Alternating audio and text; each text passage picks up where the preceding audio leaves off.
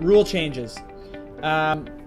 So the NHL eliminated hits to the head. They, created fines and things like that for deliberate head contact. The NFL has done the same thing.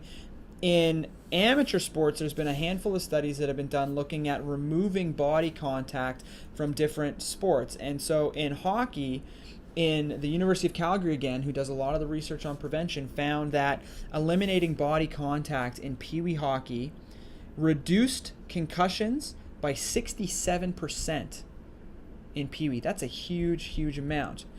There's been research to find that stricter enforcement of penalties for high hits, elbows to the head in soccer, rugby, hockey, all these different sports have resulted in marginal protective effects against concussion.